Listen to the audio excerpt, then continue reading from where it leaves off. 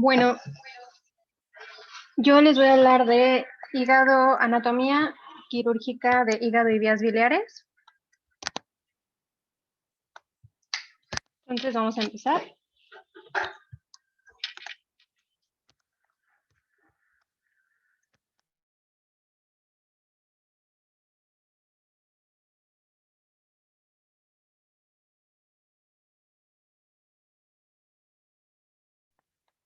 Bueno, vamos a empezar hablando de la embriología.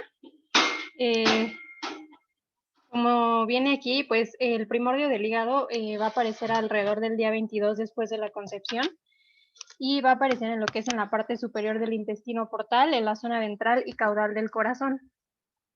Para el día 24, pues este divertículo hepático ya va creciendo y pues ya en este estado o estas semanas ya va a contener lo que son las venas umbilicales y la vena vitelina. Pues primero lo que va a suceder es que el mesodermo esplácnico lateral va a migrar anteriormente y se va a fusionar a través de la línea media debajo de la faringe embrionaria.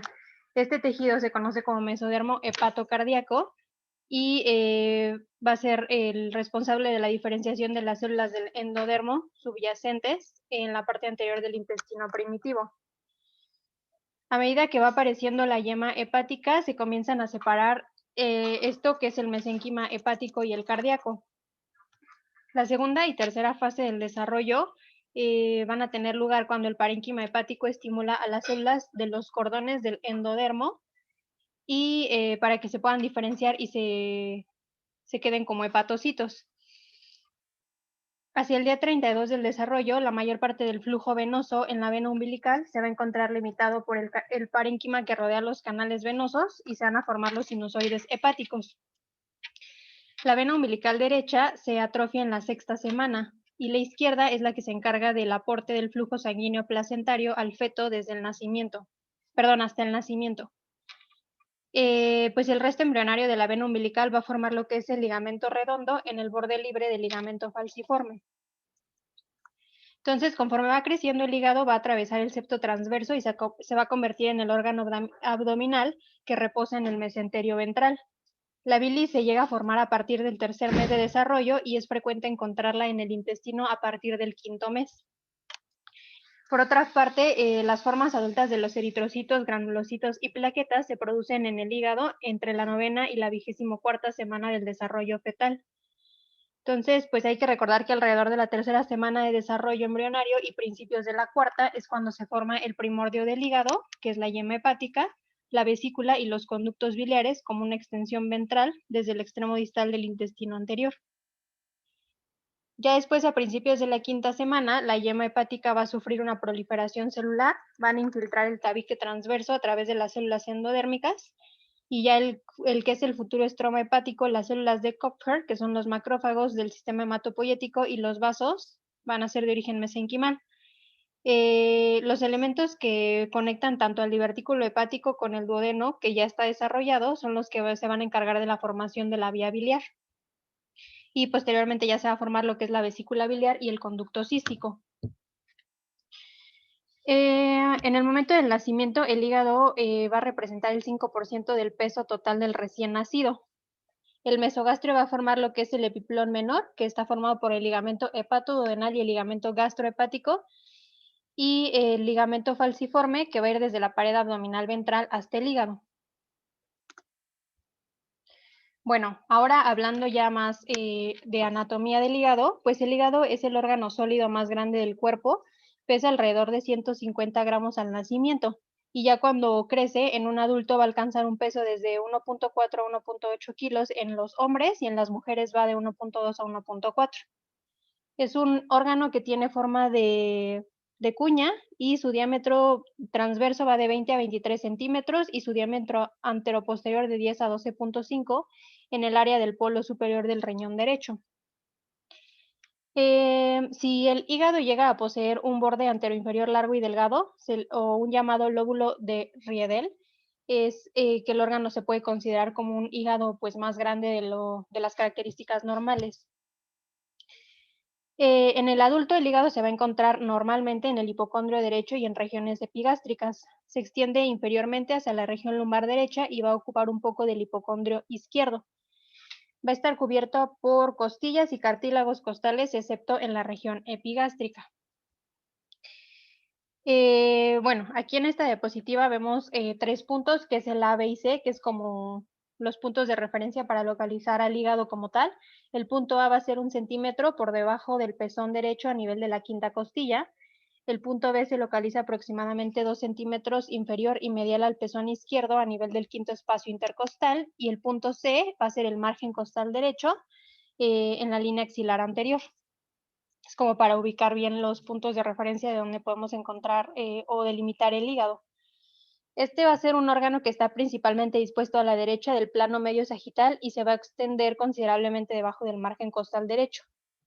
La posición que toma el hígado en el cuerpo no es estática, se puede mover hacia arriba y hacia abajo dependiendo del diafragma y es un órgano que puede llegar a rotar durante la respiración. Ahora, bueno, va a tener 2 superficies, que va a ser la superficie visceral y la diafragmática o cara visceral y diafragmática. En la superficie diafragmática se va a dividir en superior, posterior, anterior y porciones derechas. En la porción superior se va a relacionar con el diafragma y con la pleura derecha y el pulmón, el pericardio y el corazón. La pleura el pericardio y corazón. Y también con pleura izquierda y el pulmón izquierdo. La porción superior va a estar cubierta con peritoneo, excepto donde dorsalmente el reflejo superior del ligamento coronario limita lo que es el área desnuda del hígado, que la vamos a ver más adelante. La porción posterior se va a relacionar con el diafragma y con las costillas bajas y contiene lo que es el área o la porción desnuda y el surco de la vena cava inferior. La parte anterior se va a relacionar con el diafragma y el margen costal y el proceso gifoides y la pared abdominal y va a ir de la sexta a la 10ª costilla. Y la parte derecha se relaciona con el diafragma y va de la 7ª a la 11ª costilla. La superficie anterior del hígado o como estamos viendo cara visceral está cubierta totalmente por peritoneo, excepto en la línea sagital donde se encuentra el ligamento falciforme, que lo podemos ver aquí en la imagen. Y se va a extender desde lo que es la superficie anterior del hígado hasta hacia lo que es el diafragma y la pared abdominal anterior. Va a contener al ligamento redondo, que es lo que se se produce porque se oblitera la vena umbilical izquierda, ¿no? La lámina izquierda o la hoja izquierda del ligamento falciforme se va a prolongar lateralmente y en la parte superior se va a formar el ligamento triangular, que también lo estamos viendo en la imagen, y este se va a encargar de fijar el segmento lateral izquierdo al diafragma. La hoja derecha del ligamento falciforme se va a dividir y se separa en la parte superior del hígado, formando la capa superior del ligamento coronario derecho, el ligamento triangular derecho y la capa inferior del ligamento coronario. Y bueno, entonces esto es en cuanto a las como caras del hígado. Aquí vamos a ver la superficie diafragmática o visceral. Esta va a ser cóncava y va a tener distintas impresiones variables de los órganos adyacentes. La superficie visceral o cara diafragmática se va a relacionar con varios órganos, como la flexura hepática del colon y parte del colon transverso. La impresión cólica va a empezar en el lóbulo derecho y termina en el lóbulo cuadrado. Y bueno, después, detrás de la impresión cólica vamos a encontrar lo que es la impresión del riñón, obviamente por el riñón derecho y la glándula adrenal derecha. Y la glándula adrenal vamos a encontrar que va a estar en contacto con lo que es el área desnuda del hígado, ¿no? Y la vesícula biliar la vamos a encontrar descansando en una fosa que está bajo el borde anteroinferior del hígado. El lado izquierdo de la vesícula va a ocupar una depresión entre la primera y la segunda porción del duodeno y posterior a esa fosa donde descansa la vesícula biliar es donde vamos a encontrar la fosa de la vena cava inferior que vemos en la imagen. Dentro del compartimento superior supracólico es donde va a descansar el hígado y sus anexos. El hígado va a dividir el mesenterio en dos, formando el ligamento falciforme anteriormente y posteriormente se va a formar lo que es el epiplón menor. El ligamento falciforme pasa oblicuamente del ombligo a la superficie superior del lóbulo izquierdo del hígado. Aquí va a marcar la fisura entre los segmentos medial y lateral del lóbulo izquierdo. Y en la superficie libre, el ligamento falciforme va a contener el remanente de la parte proximal, como habíamos dicho, de la vena umbilical izquierda, que es el ligamento redondo del hígado. Aquí vamos a ver, bueno, el aumento menor se va a dividir en el ligamento hepatogástrico proximal y que se va a extender desde la vena porta hasta la curvatura menor del estómago y hepatodenal distal. Este ligamento lo que va a hacer es que va a encerrar la unión gastroesofágica del lado derecho y las dos hojas se vuelven a unir del lado izquierdo, como el ligamento, formando lo que es el ligamento gastroesplénico, que lo vemos en la imagen. El ligamento hepatogástrico va a contener a lo que es la arteria y la vena gástrica izquierda y la división hepática del nervio vago. Y el ligamento hepatodenal se va a extender entre el hígado y la primera porción del duodeno y se continúa en el borde derecho del ligamento hepatogástrico. Va a contener lo que es la vía biliar principal, la arteria hepática y la vena porta. Una parte de la cara superior del hígado y la porción correspondiente del diafragma se encuentran en contacto sin que tengan que estar, bueno, sin estar cubiertas más bien por peritoneo. Eso es lo que se denomina o se conoce como el área desnuda, y sus márgenes van a ser lo que es el ligamento falciforme, el ligamento coronario y los ligamentos triangulares derecho e izquierdo del hígado. Aquí vamos a ver que existen ciertos espacios que son importantes porque son donde se pueden llegar a formar algunos abscesos ya como patología. Primero tenemos en lo que es el espacio subfrénico derecho, que se va a encontrar entre el diafragma y la superficie anterosuperior del lóbulo hepático derecho y el segmento medial del lóbulo hepático izquierdo. Los límites como tal van a ser del lado izquierdo el ligamento falciforme, posterior va a ser el ligamento coronario superior y el ligamento triangular derecho, e inferiormente va a ser el lóbulo derecho y el segmento medial del lóbulo izquierdo. Este espacio se va a comunicar con la cavidad peritoneal anterior e inferiormente. Después tenemos el espacio suprahepático izquierdo. Este va a estar separado por membranas que se extienden desde el hígado hasta el diafragma o a la pared abdominal. Esto va a ser importante porque, como les comentaba, es donde podemos llegar a encontrar abscesos. Y el espacio subhepático derecho, o también conocido como espacio hepatorrenal o de Morrison, va a estar limitado superior y anteriormente por la lámina inferior del ligamento coronario y la lámina posterior del ligamento triangular derecho.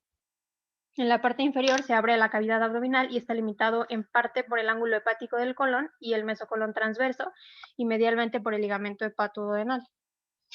Y bueno, como otro dato, pues el espacio subhepático izquierdo se puede llegar a dividir en un espacio menor pregástrico y el saco mayor del peritoneo.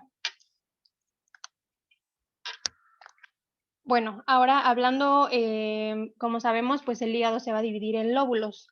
El verdadero lóbulo hepático izquierdo va a estar formado por un segmento medial izquierdo y otro lateral izquierdo.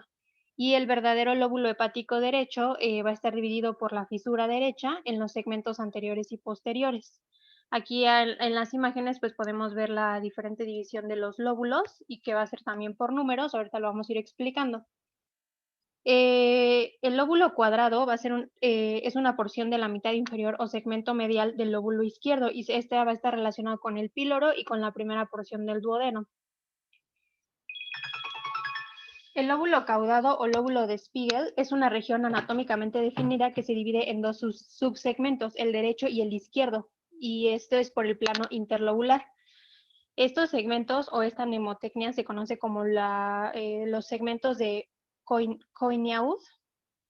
Y bueno, los segmentos del 2 al 4 van a formar lo que es el hemihígado izquierdo, los del 5 al 8 van a formar lo que es el hemihígado derecho, y el lóbulo caudado es el que se hipertrofia cuando tenemos pacientes con cirrosis hepática, es el que se llega a hipertrofiar más por oclusión de las venas hepáticas. Este lóbulo en especial tiene una vascularización independiente y recibe ramas de la vena porta y de la arteria hepática derecha e izquierda, y las venas van a drenar directamente a lo que es la vena cava inferior. Bueno, Entonces aquí ya es una imagen como más grande de cómo van a dividirse los lóbulos y también es importante hablar de lo que son las fisuras. Tenemos lo que es la clasificación de Bismuth, que va a emplear las 3 fisuras principales verticales y una fisura transversa, que van a dividir al hígado en 7 subsegmentos. El lóbulo caudado, que es el que mencionamos, junto con estos 7 subsegmentos, van a formar los 8 subsegmentos, con 2 hígados funcionales, que es el derecho y el izquierdo, que van a estar separados por la vena suprahepática media. El derecho va a tener un segmento anterior y otro posterior, que van a estar separados por la vena suprahepática derecha, y el izquierdo va a tener un segmento medial y otro lateral, separados por la vena suprahepática izquierda. La fisura transversa, como tal, va a ser una línea imaginaria que va a pasar a través de las ramas portales derecha e izquierda. Hablando como más específicamente, lo que van a hacer las fisuras representan como tal planos verticales que van a dividir al hígado en planos que pasan a través de las venas suprahepáticas. La fisura derecha, como vemos en la imagen, pasa a través de una línea imaginaria oblicua que va a formar un ángulo de 40 grados en la superficie anterior del lóbulo hepático derecho. La fisura media va a ser como tal una línea imaginaria que va a formar un ángulo de 75 grados en la superficie anterior del hígado que conecta la fosa de la vesícula biliar con la vena cava inferior. Y la fisura izquierda se va a encontrar en el lóbulo funcional hepático izquierdo, en la parte superior del ligamento umbilical, justo a la izquierda del ligamento falciforme. El ligamento falciforme se va a encontrar con frecuencia, como mencionamos, en la línea media, formando una estructura que cruza la superficie hepática en sentido sagital. Y bueno, ahora hablando como tal de vamos a hablar como tal de la arquitectura intrahepática o viendo como más internamente lo que es el hígado. Vamos a tener a la arteria hepática que se va a ramificar extensamente y va a formar lo que son las arterias interlobulillares de las tríadas portales y a los sinusoides a diferentes distancias entre lo que es la zona periférica y la vena central. La vena de porta pues también va a emitir ramas similares para formar lo que son las venas interlobulares que van a desembocar en los sinusoides, como vemos en las imágenes, que van a ser como las células como tal, y estos reciben sangre venosa en un 75% y arterial en un 25%. La vena central va a surgir al final del lobulillo para formar una tributaria sublobular de la vena suprahepática correspondiente y las venas suprahepáticas van a drenar directamente a lo que es la vena cava inferior. Entonces aquí como tal en la imagen vamos a ver a los hepatocitos, estos se van a colocar formando placas como las que se encuentran en los canalículos biliares, en los cuales se van a formar las microvellosidades que se ven aquí, y de esta forma se van a formar, más bien están de forma paralela a lo que son las placas celulares que sitúan los sinusoides, que son las paredes que están compuestas por células endoteliales y los macrófagos sinusoideos, que son las células de Kupffer. Entre los sinusoides y las placas de las células hepáticas vamos a encontrar el espacio perisinusoidal, que también se conoce como el espacio de Dis, que está aquí de color blanco. Hacia ese lado se van a proyectar las prolongaciones de las microvellosidades de los hepatocitos. La bilis como tal se va a secretar a los canalículos y es transportada desde el centro del lobulillo hacia la periferia, es decir, tiene una dirección contraria al flujo sanguíneo del hígado. En la periferia del lobulillo, el canalículo va a continuar por los conductos de Herring, que son pequeños canales que están formados en los bordes de los hepatocitos, con pequeñas células cuboidales y van a drenar a los conductos biliares de la tríada portal. Hablando ya como tal de la vascularización hepática, pues vamos a encontrar que su origen común va a ser el tronco celíaco, ¿no? Después de dar origen a lo que es la arteria gastroduodenal, se va a continuar como la arteria hepática propia en el ligamento hepatoduodenal. Esta se va a encontrar en el borde izquierdo de la vía biliar común y de los conductos hepáticos y en la parte anterior de la vena porta. Se va a dividir en una rama derecha y en otra izquierda antes de entrar a la porta. La arteria hepática derecha o lobular va a pasar por detrás del conducto biliar hepático. La arteria cística va a ser como tal rama de esta, surgiendo en el triángulo hepatocístico. Se va a bifurcar en una rama anterior, en una rama posterior y La segmentaria anterior, pues, es una arteria que está aquí y es importante porque es la que puede llegar a ser, es muy comúnmente que se lesione en una colecistectomía. Entonces, es importante esta segmentaria anterior, viene de la hepática derecha y es más tortuosa que la posterior, por eso es como más común que se lesione esta arteria. Va a pasar por debajo del cuello de la vesícula biliar y se rectifica hacia arriba para acompañar al conducto biliar del segmento anterior. Después tenemos también lo que es la arteria hepática izquierda, que va a ser más corta que la derecha y va a finalizar en dos ramas segmentarias, que es una medial y otra lateral. La que es segmentaria medial va a pasar a través del parénquima del lóbulo cuadrado. Y tenemos también lo que es la segmentaria lateral, que se va a dividir igual en una rama superior y en otra rama inferior. Y por último, las arterias del lóbulo caudado vienen de una arteria que se forma a partir de la hepática derecha e irriga la apófisis caudada y el lado derecho del lóbulo caudado. Puede llegar a ser única o podemos llegar a encontrar como variaciones anatómicas hasta 2 o 3. Como tal, el lóbulo caudado va a estar irrigado por completo por la arteria hepática derecha en un 35% de los casos y por la arteria hepática izquierda en un 12%. Ahora hablando como tal del drenaje venoso, pues vamos a encontrar lo que es la vena porta intrahepática, que antes de hacerse intrahepática se divide igual en una rama derecha y en una rama izquierda, como vemos aquí en la imagen. Tenemos la vena porta derecha que se divide en una rama segmentaria anterior y posterior, da las subsegmentarias superiores e inferiores. Lo que es la rama anterior de la porta derecha se subdivide en una rama ascendente que va a irrigar al segmento 8 y en otra descendente que va a irrigar al segmento 5. La posterior también se va a dividir en una rama ascendente y en otra descendente. Después tenemos la vena porta izquierda, que tiene un trayecto más largo que el de la derecha y va a ir hacia la parte inferior de la fisura hepática lateral. Y a medida que va progresando se une a lo que son las venas paraumbilicales, la vena del ligamento redondo. Y después tenemos las venas suprahepáticas, que son tributarias. No sé quién tiene su micrófono prendido. Bueno, las venas suprahepáticas van a ser tributarias centrales de los lóbulos hepáticos y se van a formar por la unión de las venas colectoras de diferentes orígenes. Y tenemos lo que es la derecha, la media, que va a irrigar a los segmentos 4, 5 y 8, y la izquierda, que irriga a los segmentos 2, 3 y 4. Bueno, ahora hablando como tal del sistema biliar intrahepático, los canalículos, como ya habíamos comentado, se van a unir y van a formar conductos que son los canales de Herring, y estos se van a encontrar cubiertos por células epiteliales cuboidales. Los conductos interlobulares van a formar lo que es la vía biliar derecha e izquierda, y que se va a unir en lo que es el hilio hepático para dar lugar a la vía biliar extrahepática con la vía biliar común. Tenemos lo que es igual, se divide en un árbol biliar derecho, en un árbol biliar izquierdo. El árbol biliar derecho se va a originar en las 4 regiones del lóbulo derecho. Tiene ramas anterosuperior, anteroinferior, posterosuperior y posteroinferior. Y los conductos biliares se van a unir para formar los conductos biliares segmentarios anterior y posterior, y posteriormente el conducto hepático derecho.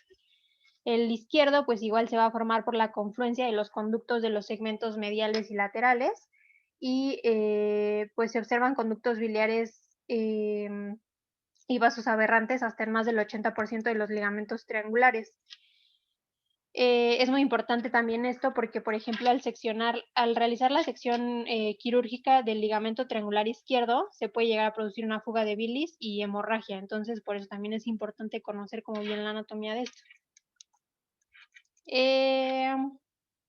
Bueno, como tal, los conductos biliares del lóbulo caudado van a drenar a lo que es la vía biliar derecha e izquierda, y tiene además un conducto biliar independiente que drena el conducto biliar derecho. El conducto biliar derecho va a drenar los segmentos 5, 6, 7 y 8, y el izquierdo los segmentos 2, 3 y 4. El lóbulo caudado o el segmento 1 va a drenar la bilis a cualquiera de los dos lóbulos. Y bueno, aquí vamos a hablar un poquito de la maniobra de Pringle, que es generalmente la que se ocupa en trauma hepático. Lo que vamos a hacer es una oclusión del pedículo hepático a nivel del hiato de Winslow para lo que es para poder controlar el sangrado de la arteria hepática y algunas de sus ramas y obviamente de la porta. Lo importante de esta maniobra es que logra que haya un aislamiento vascular total de lo que es el hilo hepático, las venas suprahepáticas y la vena cava inferior. Lo que hay que recordar al realizar esta maniobra que puede llegar a causar daños, entonces lo importante es que se puede saber que se puede mantener por 30 a 45 minutos de forma habitual y hasta 60 minutos si el paciente está en condición, por ejemplo, de hipotermia y ausencia de una enfermedad hepática concomitante. Entonces, lo mejor es realizar en este periodo de 60 minutos, realizar como eh, pues, o sea, mantenerlo de 10 a 15 minutos y o sea, desclamparlo durante otros 5 minutos, etcétera, para evitar, pues, daños de isquemia o necrosis al hígado, ¿no? Y bueno, aquí tenemos otra imagen en donde vamos a hablar del drenaje linfático del hígado. Los sinusoides hepáticos, como tal, van a tener una superficie endotelal que está compuesta por una capa de células escamosas y macrófagos, como ya los hablamos de las células de Kupffer, y esta va a estar separada de los hepatocitos por el espacio de Dis. Em, el espacio perivascular o de Dis va a recibir lo que es la linfa que se produce en todo el hígado. El flujo se va a producir en las tríadas portales, en la periferia del lóbulo, y lo que son los espacios perivasculares de Dis y de Moll van a ser como tal espacios tisulares. No como tal son conductos linfáticos, sin embargo reciben como todo este drenaje. El verdadero endotelio linfático se va a originar en lo que es el tejido conectivo portal y se va a finalizar en el espacio de Moll. Los linfáticos como tal del hígado se pueden clasificar en un sistema superficial o subcapsular y otro sistema profundo. Y bueno, como tal, ahora vamos a hablar de lo que es la inervación del hígado. Va a recibir tanto inervación simpática y parasimpática del plexo hepático anterior, que se encuentra alrededor de la arteria hepática, y del plexo hepático posterior, que se encuentra en la vena porta. Las fibras simpáticas salen de la médula espinal a través de los segmentos medulares del 7 al 10 y las fibras que proceden de C3, C4 y C5 del nervio frénico son las responsables de que haya dolor en el hombro cuando el paciente llega por un cólico biliar. Entonces, toda esta inervación es la que hace que presenten estos síntomas. El más evidente de los nervios hepáticos es la división hepática del nervio vago anterior. Entonces, la rama derecha del nervio vago lleva fibras parasimpáticas para inervar lo que es la vía biliar, incluyendo el esfínter de Oddi, y en el hígado las fibras nerviosas perivasculares van a terminar en lo que es la capa medial de la capa media de las arteriolas y las vénulas. Entonces, principalmente, como vemos aquí, pues va a estar el drenaje linfático muy próximo a lo que es la arteria hepática y pues entendiendo como de dónde vienen todas estas ramas del nervio vago, etcétera, es como podríamos entender cómo se presenta el dolor en un cólico biliar, por ejemplo.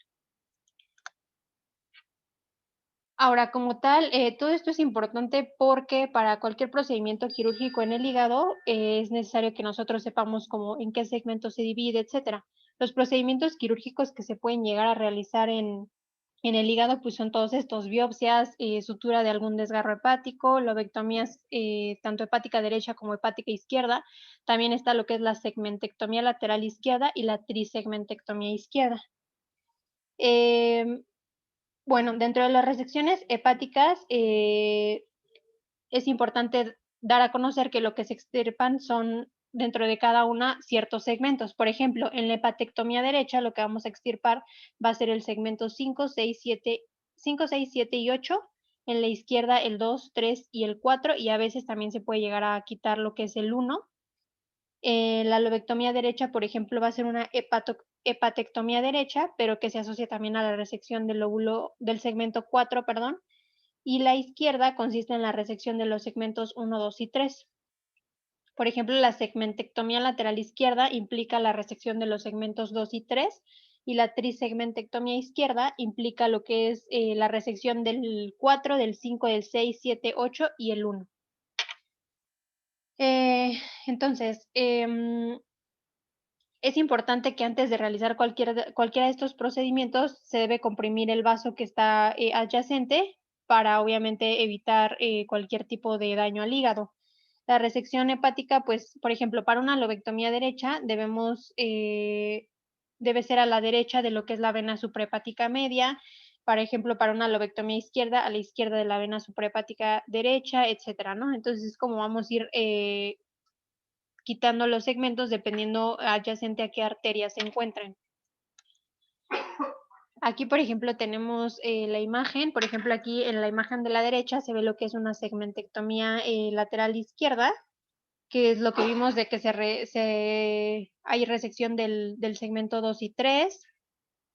Y pues es como más o menos imágenes de cómo son las resecciones. Por ejemplo, en la imagen de la izquierda vemos lo que es la línea de Cantley. Esa va a dividir al hígado en dos. Va a ir desde lo que es el borde izquierdo de la vena cava suprahepática hasta el medio de la fosa vesicular y determina lo que se denomina dos hígados o dos lóbulos, que es lo de la terminología de Coynaud que mencionamos al principio, y se divide en un lóbulo izquierdo y lóbulo derecho.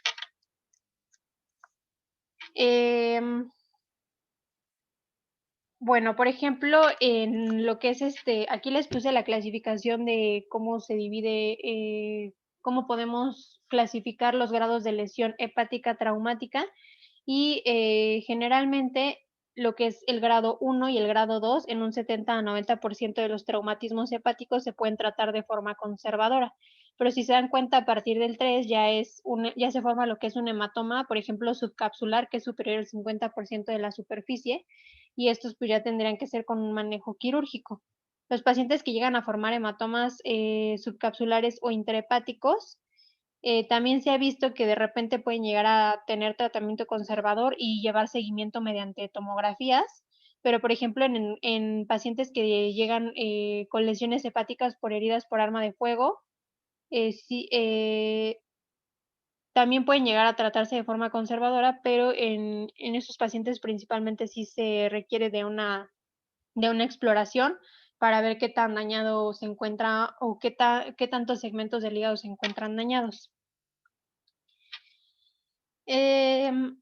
Bueno, aquí, por ejemplo, en esta diapositiva vemos lo que son los criterios de IWeight, que los encontré en un artículo que principalmente no son como, bueno, son como algo específicos, pero lo que nos hablan es de qué tan difícil es la resección hepática por la paroscopía. Entonces, tiene como 3 niveles de dificultad: el nivel 1, el nivel 2 y el nivel 3, y toma en cuenta varios factores. Por ejemplo, o sea, te dice como qué cirugía le puedes hacer, desde una resección nada más de un segmento hasta lo que es una hepatectomía derecha o izquierda, y lo que toma en cuenta como para clasificar es, pues, por ejemplo, si hay un tumor, qué tamaño del tumor es, qué tan próximo están los vasos, qué función hepática tiene el paciente, etcétera.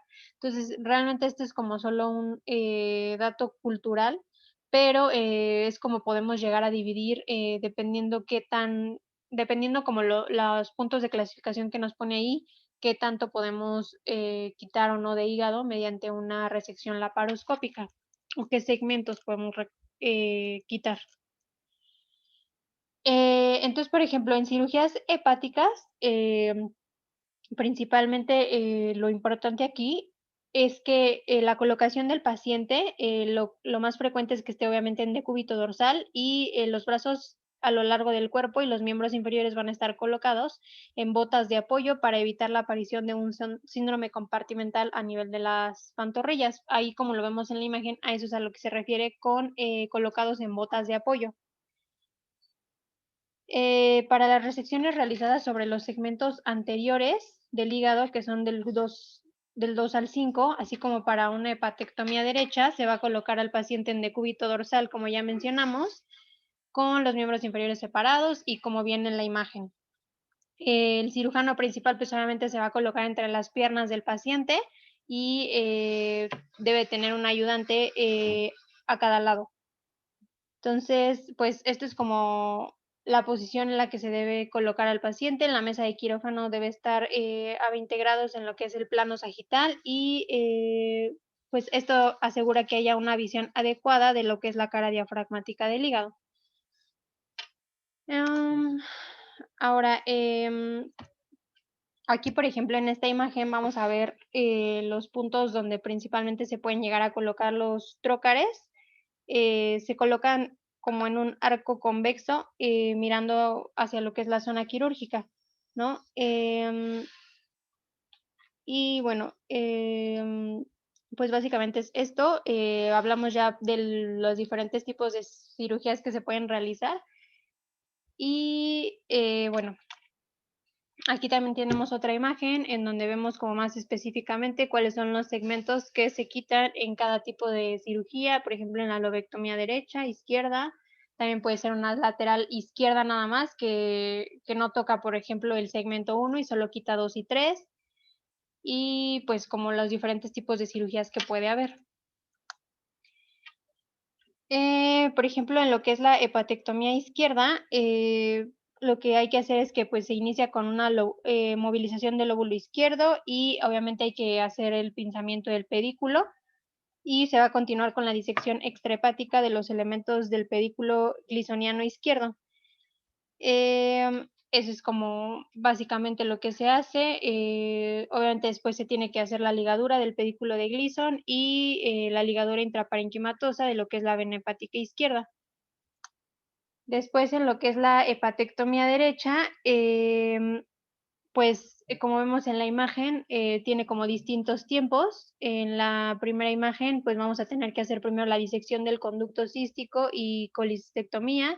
Después se hace la disección de los ligamentos, de los elementos, perdón, arterial y portal derechos. Se tiene que liberar al hígado derecho por sección del ligamento triangular derecho. Y pues después se hace la ligadura del pedículo arterioportal derecho, perdón, y de la vena hepática derecha, y se extrae lo que es la porción derecha del hígado, ¿no? Y es muy importante también como conocer bien los ligamentos que ya mencionamos, porque por ejemplo aquí se tiene que hacer una sección del ligamento suspensor y es como lo que nos va a permitir accesar a la cara anterior de la vena cava inferior y poder, hacer la resección de esta porción del hígado. Bueno, aquí les puse una imagen de lo que es el carcinoma hepatocelular porque la hepatectomía es como la mejor terapia disponible que se encuentra para el tratamiento de los tumores hepáticos primarios o metastásicos y la única que tiene como posibilidades o probabilidades de curación. La supervivencia cuando se hacen estas cirugías en pacientes con carcinoma a nivel del hígado, pues a los 5 años en las resecciones de metástasis hepáticas llega a ser del 25 al 39% y las resecciones hepáticas, por ejemplo, en hematomas, tienen una supervivencia a los 5 años del 12 al 39%. Entonces, realmente es algo que pues sí se ha visto que funciona bien y que les da una buena supervivencia. Y bueno, es importante porque el carcinoma hepatocelular es el tumor de órgano sólido más frecuente a nivel mundial y, por ejemplo, en el abordaje anterior es útil en las resecciones hepáticas extensas. La cirugía abierta como tal es el tratamiento de elección y pues se pueden llegar a plantear también abordajes laparoscópicos, pero más se hacen cuando son, por ejemplo, metástasis hepáticas, que sean menores, por ejemplo, a 4 y que tengan un margen de 1 centímetro y que obviamente el paciente tenga ausencia de enfermedad extrahepática. Entonces, principalmente se va a preferir el abordaje abierto, pero también se puede llegar a hacer laparoscópico. Y bueno, eso es en cuanto a hígado. Vamos a hablar ahora de lo que es la vía biliar extrahepática y la vesícula biliar. La génesis embrionaria del sistema de conductos de la vía biliar extrahepática va a corresponder a la porción distal del divertículo hepático. A finales de la cuarta semana del desarrollo gestacional se va a formar el conducto cístico y el primordio de la vesícula biliar. La vía biliar y los conductos hepáticos se pueden observar durante la quinta semana de gestación y la vesícula biliar comienza a tener como tal contractilidad en la segunda mitad de la gestación.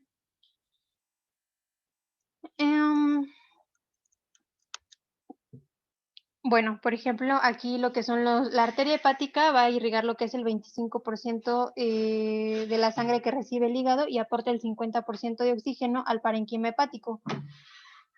La vascularización arterial procede de la arteria hepática, que como ya vimos deriva del tronco celíaco y eso es en la mayoría, en el 55% de los casos, pero en el 45% pues puede la arteria hepática común, la arteria hepática derecha o la arteria hepática izquierda pueden llegar a ser ramas de vasos diferentes al tronco celíaco. La arteria gástrica derecha va a ser también una rama de la hepática común o de la hepática propia y la gástrica derecha tiene un origen en otra rama de la hepática o en la gastroduodenal. La hepática como tal se va a dividir en una rama derecha y en una rama izquierda. Y la gastroduodenal tiene su origen siempre en lo que es la zona de transición entre el segmento móvil y el fijo en la primera porción del duodeno. Bueno, la arteria hepática, pues viene de lo que es la hepática común. Esta discurre horizontalmente a lo largo del borde superior de la cabeza del páncreas y continúa con un trayecto ascendente para incluirse en lo que es el epiplón menor. La arteria hepática común puede llegar a ser rama de lo que es la mesentérica superior y de la aorta o de la gástrica izquierda o incluso de otras arterias.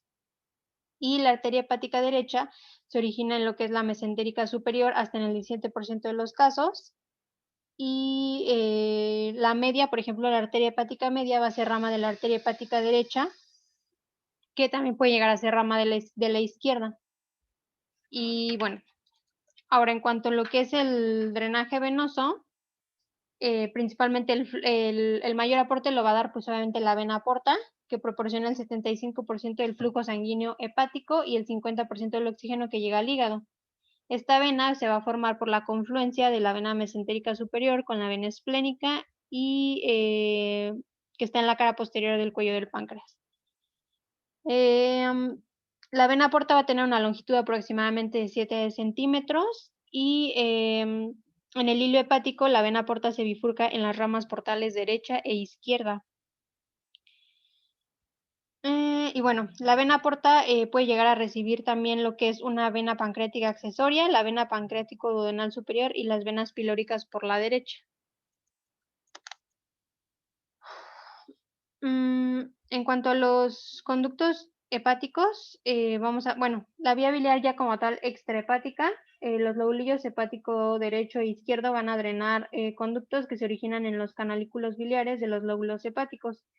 Estos canalículos drenan los canales de Herring en las tríadas hepáticas interlobulares y estos canales de Herring se recogen en conductos que drenan las diferentes áreas hepáticas, los 4 segmentos hepáticos y fuera del hígado. Tenemos lo que es el conducto hepático derecho y el conducto hepático izquierdo y el hepático común. El derecho se va a formar por la unión de los conductos biliares de los segmentos anterior y posterior del lóbulo derecho y el izquierdo se va a formar por la unión de los conductos de los segmentos medial y lateral.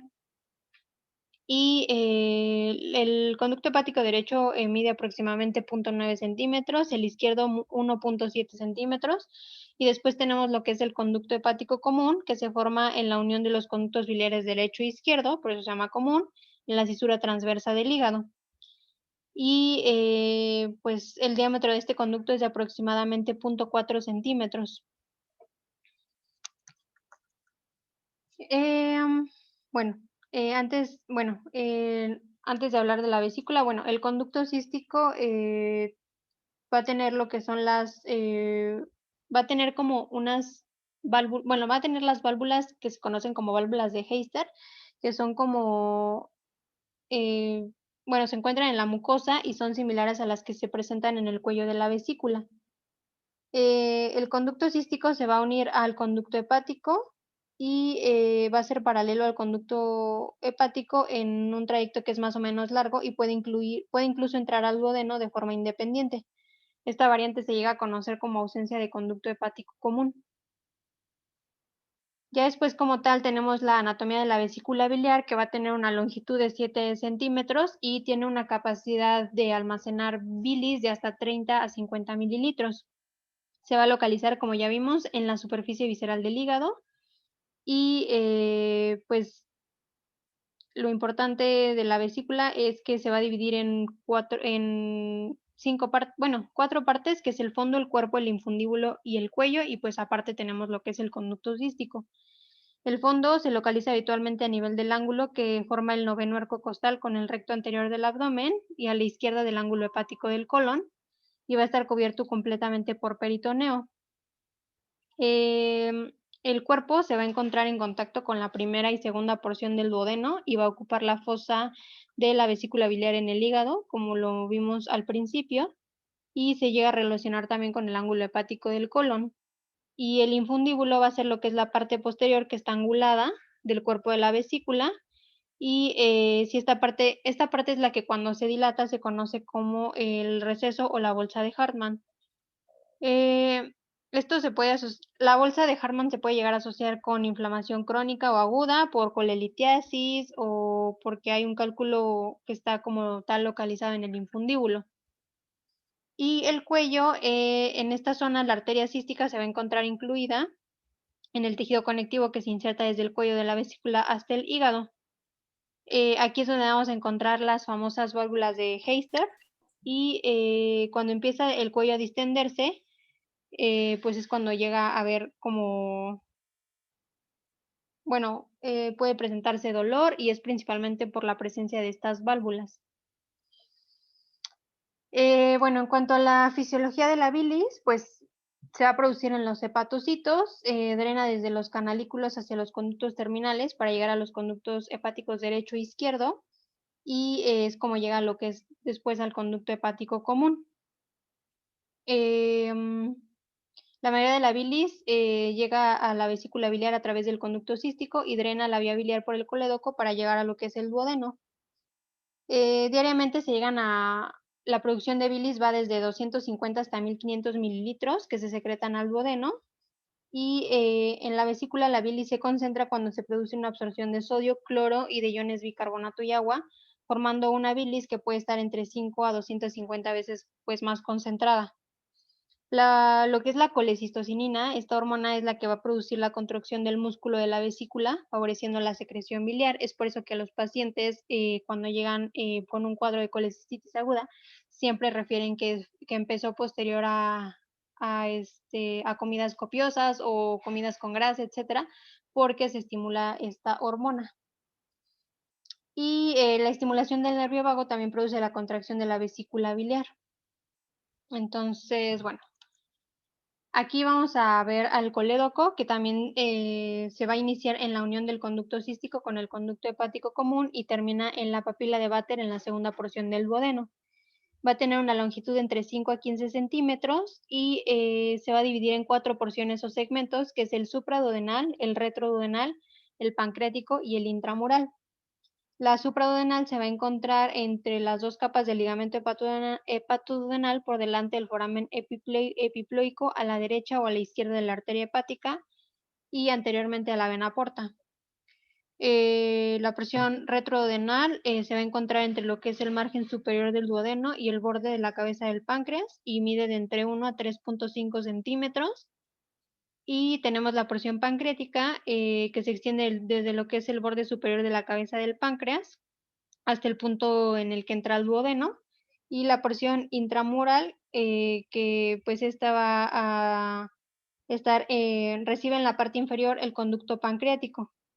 Están los dos conductos, el biliar y el pancreático, que discurren pues hacia lo que es el páncreas y pues nada más, ¿no?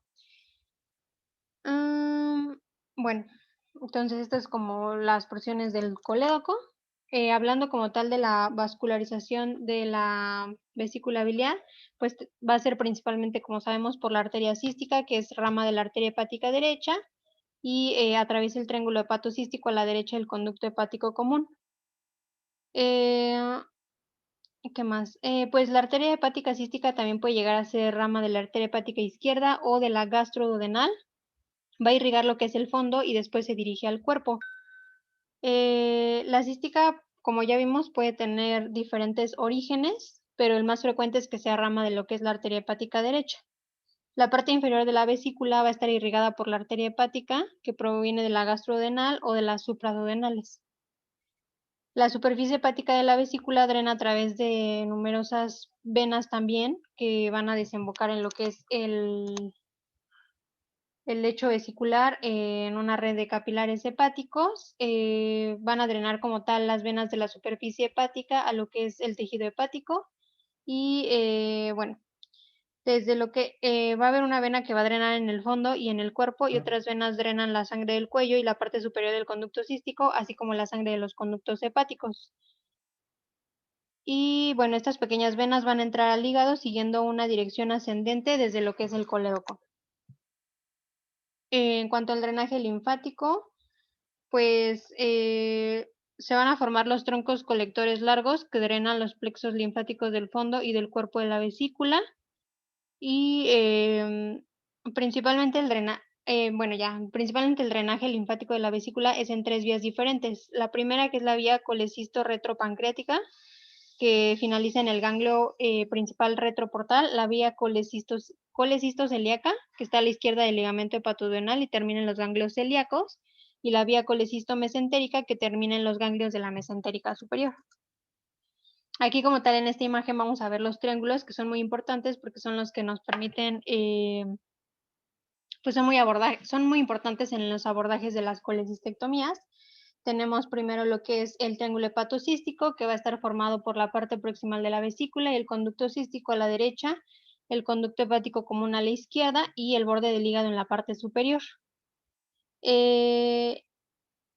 En la mayoría de los individuos, hasta en el 96%, la arteria cística se va a encontrar en el triángulo hepatocístico. Y también tenemos lo que es el triángulo de Calot, que es más abajito. Este va a estar formado por el conducto cístico, el conducto hepático común y la arteria cística. Como tal, vamos a tener dos técnicas para realizar una colecistectomía, que es la abierta y la laparoscópica. En la abierta, pues lo importante es saber que se va a incidir al paciente con una incisión subcostal derecha, o se conoce como de Kocher, que es pues costal, perdón. Y pues realmente la colecistectomía abierta sí ya no se llega a realizar como tal, de manera, o sea, como muy común. Y pues lo importante aquí es que en la forma abierta se incide de forma habitual la capa anterior del ligamento hepatoduodenal por encima del triángulo hepatocístico, y ya es como se exponen las estructuras subyacentes.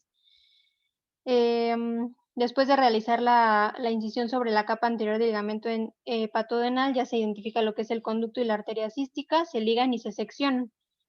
Y la vesícula puede ser seccionada de su lecho desde la parte inferior hacia lo que es el fondo. Eso es en cuanto a la colecistectomía abierta, pero pues más comúnmente vamos a tener lo que es la colecistectomía laparoscópica. En la colecistectomía laparoscópica lo importante es la visión crítica de Strasberg, como ya hemos visto en las colecistectomías a las que hemos entrado. La visión crítica de Strasberg se va a referir a la visión crítica de seguridad e identificación de estructuras anatómicas. Es como lo que nos da la garantía de que encontremos como tal la vesícula y las dos estructuras, que son importantes. Entonces va a tener como 3 pasos. El primero pues va a ser disecar toda la grasa y tejido fibroso fuera del triángulo hepatocístico. La segunda, que vamos a encontrar que solamente van a haber 2 estructuras conectadas a la vesícula, que va a ser el conducto cístico y la arteria cística. Y en tercer lugar, que se dice que el tercio inferior de la placa cística. Esto nos va a asegurar que realmente pues estamos en el lugar correcto y se puede hacer la disección de la vesícula. En cuanto a algunas referencias anatómicas importantes que pues son como básicas para una colecistectomía laparoscópica, vamos a tener lo que es el surco de Rubier, o también conocido como incisura hepatis dextra, o también incisura de Gans, que representa un punto de referencia importante. Se puede identificar hasta en un 82% de los pacientes, y se logra lo que es retrayendo el cuello de la vesícula biliar hacia arriba y hacia la izquierda, exponiendo el plano posterior del triángulo hepatocístico. Entonces, como vemos en esta imagen, aquí vamos a identificar lo que es el surco de Rubier. La verdad, a mí no me ha tocado verlo como tal en una cirugía, pero es como el punto de seguridad que nos dice que a partir del surco de Rubier hacia arriba se pueden disecar estructuras de forma segura. Y algunas otras referencias anatómicas que nos pueden llegar a servir es el ligamento falciforme, que se encuentra entre los segmentos 3 y 4, el conducto hepático común, o el ganglio cístico o de Mascagni, que va a estar siempre, casi siempre, junto a la arteria cística. Entonces, si lo encontramos, nos habla de que ya estamos próximos a la arteria cística. Aquí como tal les puse un video de una colecistectomía laparoscópica, que a lo mejor pues ya no es muy necesario porque pues ya nos ha tocado como entrar a cirugías, pero el punto es como explicarlo, el procedimiento. Los trócares se van a colocar, se recomienda usar principalmente 3 trócares que van a ser subcostales, uno subgifoideo y otros 2 más laterales, como vemos en la imagen, y obviamente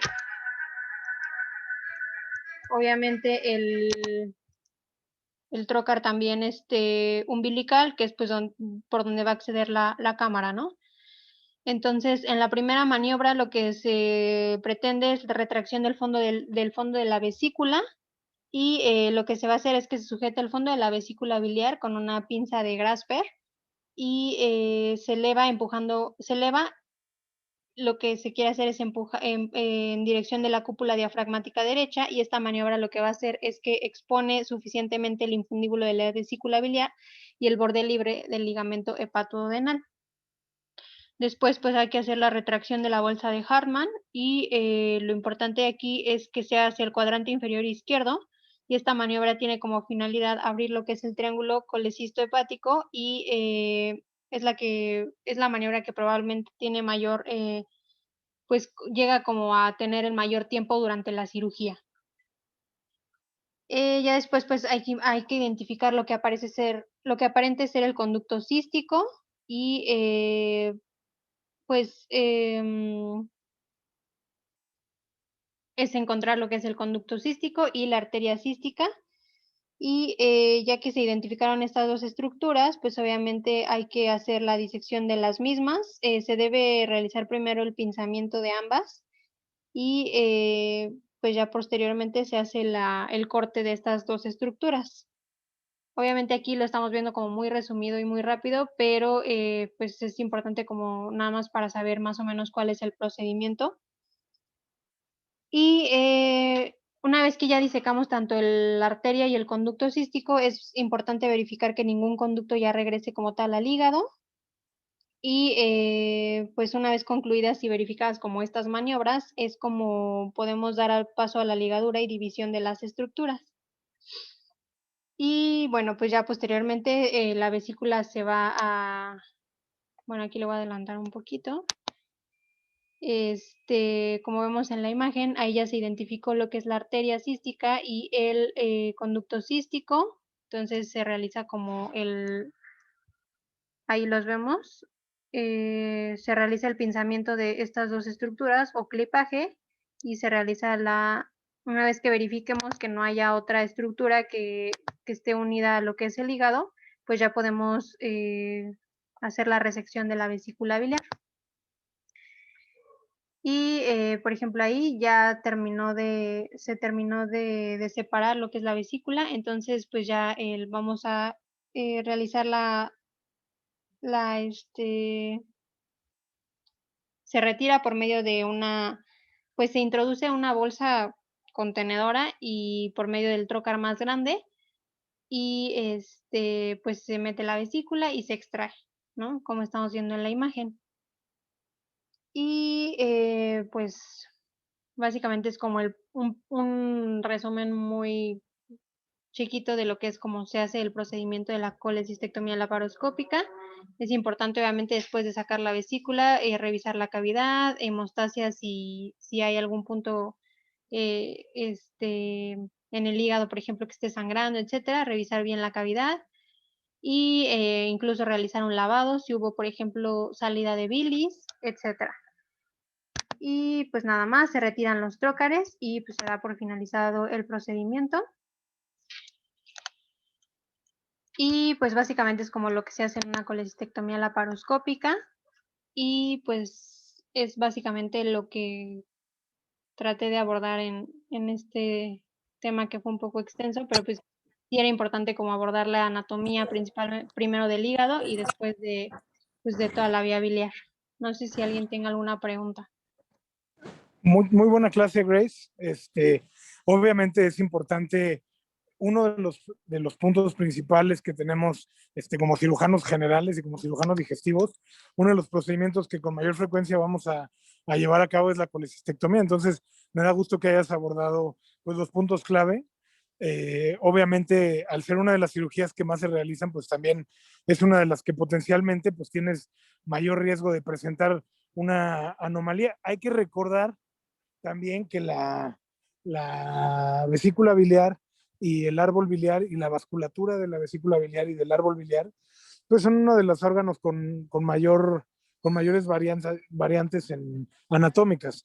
Entonces es importante porque la lesión de la vía biliar incidental o tener una lesión vascular de la vía biliar, pues es algo que siempre es algo que puede llegar a presentarse para todos los cirujanos.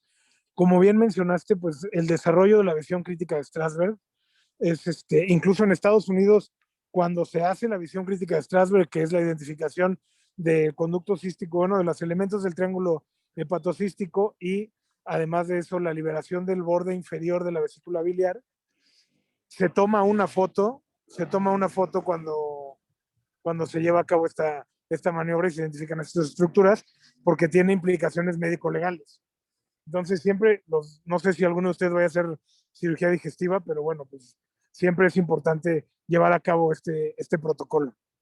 Pero en términos generales, muy bien, me da gusto. Es importante que se aprendan ustedes también las clasificaciones de Bismuth, los tipos de resección hepática, también que sepan en, el porcentaje de variantes anatómicas que pueden llegar a tener. Y sobre todo cuando hablamos de resecciones hepáticas, justamente hace unos días tuvimos la clase que nos hizo favor de darnos Fernando Sánchez con el doctor Terrazas, y les mandé unos videos sobre los instrumentos que se utilizan para las resecciones segmentarias, ¿no? Si tienen interés, se los puedo mandar con mucho gusto para que lo puedan ver, porque hay diferentes instrumentos que disminuyen el riesgo de tanto de fuga biliar como de hemorragia, ¿no? Pero en términos generales, muy bien, muy buena clase, Grace. Súbanla, por favor. Muchas gracias. Súbanla, por favor, al canal. Y sí. Pues seguiremos con el temario, ¿no? No sé si alguien más tenga algún comentario o alguna pregunta. Pues nada, igual, felicidades, Grace, muy buena clase, muy completa. Yo me perdí un poco el inicio, pero toda la parte de las reacciones hepáticas y de la colecistectomía, pues muy bien, muy completo. Creo que abordaste todas las partes importantes y quedó todo bastante claro, bastante sencillo de entender. Muchas gracias. Bueno, entonces, si ya nadie tiene alguna duda, pues sería todo. Muchas gracias. Buenas tardes.